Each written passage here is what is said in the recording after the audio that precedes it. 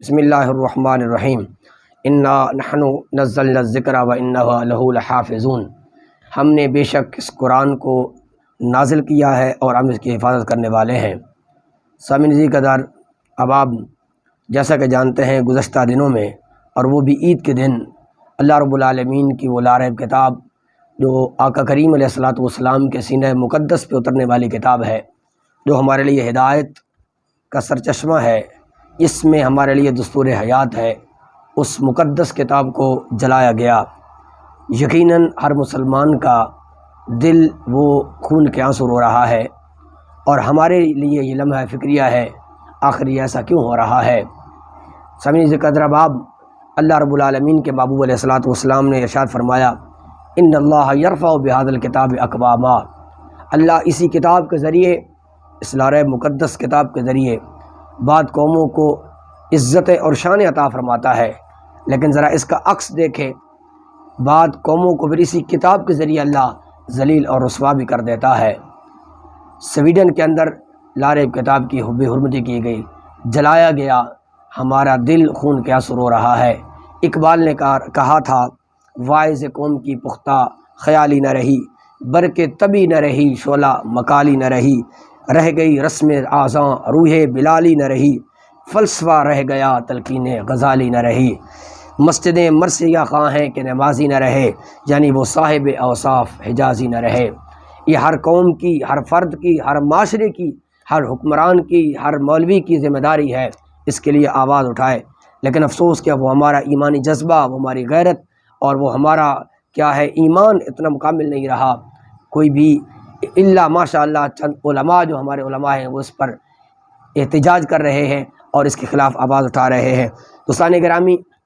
پہلا مرحلہ حکومت کا ہوتا ہے کہ اگر اسلامی شاعر کی خلاف ورزی ہوتی ہے تو حکومت کو چاہیے کہ ان کو منہ توڑ جواب دیا جائے، تاکہ کوئی بھی غیر مسلم طاقت وہ دین اور اسلام پر اور اس کے شاعر پر کیا ہے وہ آواز بھی نہ اٹھائے اور اس کی بے ادبی اور گستاخی نہ کرے۔ لیکن افسوس کہ ہمارے حکمران بھی خاموش، ہمارے جن کو ہم ووٹ دے کر جن کو ایم پی ایم ایل بناتے ہیں وزراء ہمارے، وہ بھی خاموش۔ دوسرا مرحلہ علماء کا ہوتا ہے۔ الحمدللہ ہمیں اپنے علماء پہ فخر ہے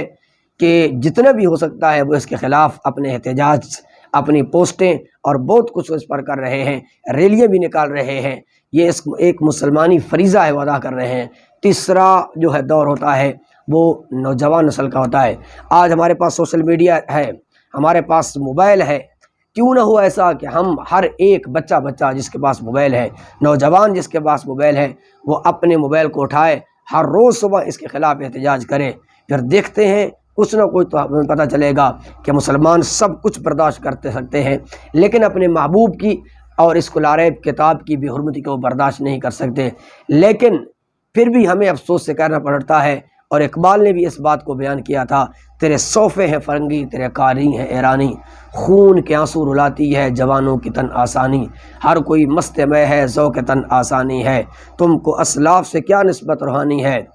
اور حیدری فقر ہے دولت عثمانی ہے، تم مسلمان ہو یہ انداز مسلمانی ہے، وہ معزز زمانے میں مسلمان ہو کر ہم خار ہوئے تارے کے قرآن ہو کر۔ جس لاریب کتاب سے ہم نے دستور حیات سیکھنا تھا، ہم نے اس سے ہدایت پانی تھی، جس میں ہمارے لیے شفا رکھی گئی ہے، جو ہمارے لیے ایک کیا ہے کامیابی کا راستہ ہے، اس لاریب کتاب کو جلایا جا رہا ہے۔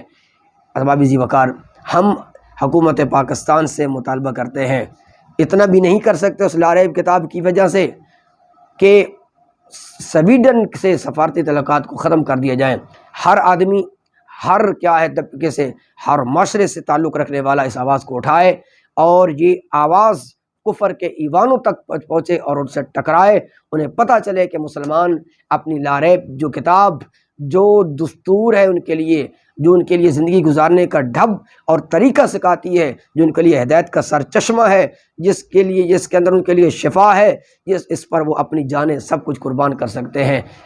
اور ہمارا حکومت پاکستان سے یہ مطالبہ ہم کرتے ہیں کہ ان کے لیے ان کے ساتھ سفارتی تعلقات کو ختم کیا جائے، اور قرآن کی عزت اور مقام کے لیے حکومتی طور پر کیا ہے قرآن کی عظمت کو اور قرآن کے مقام کو بلند کیا جائے۔ اللہ تبارک و تعالی ہمیں اپنی لا ریب کتاب کی حفاظت اپنے سینوں میں جس طرح ہم ان کے محافظ بنے ہیں، اللہ تعالی ہمیں ہر لحاظ سے اس کی ہر موڑ پر، ہر پہلو پر اس کی حفاظت کرنے کی توفیق عطا فرمائے۔